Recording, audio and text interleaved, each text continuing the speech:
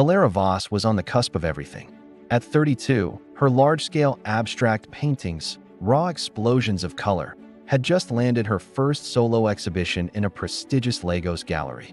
Collectors were circling. A New York dealer had flown in, whispering about representation. Her name was starting to appear in hushed, excited tones at openings. She painted like someone who had fire in her veins, working through the night in a cluttered studio overlooking the lagoon, city lights bleeding into her canvases. Then came the call.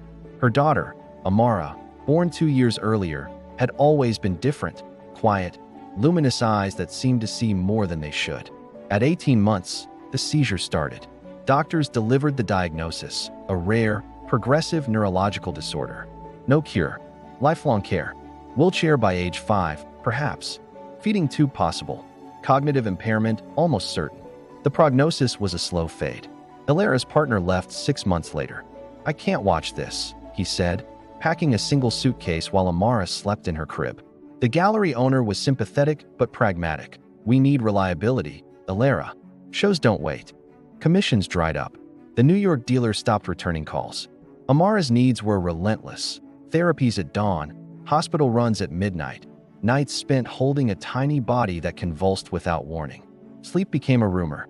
Alara's hands, once precise and fearless with a brush, now trembled from exhaustion. One evening, staring at a half-finished canvas that had been waiting for months, she made the choice. She packed her oils, her best brushes, her dreams, into airtight boxes and slid them under the bed. The studio became a nursery. The gallery invitations gathered dust on the fridge. Years passed in a rhythm of diapers, medications, adaptive toys, and small, hard-won victories. Amara's first intentional smile at 4, her first word, light, at 7.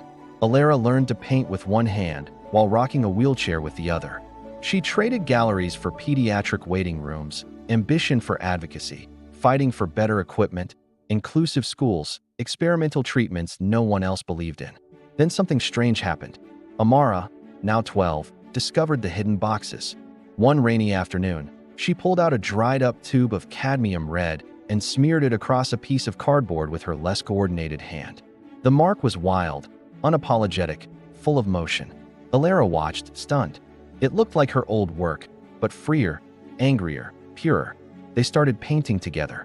Not therapy art, real art. Amara's pieces were chaotic symphonies of color. Alara's became quieter, more layered, infused with grief and fierce love.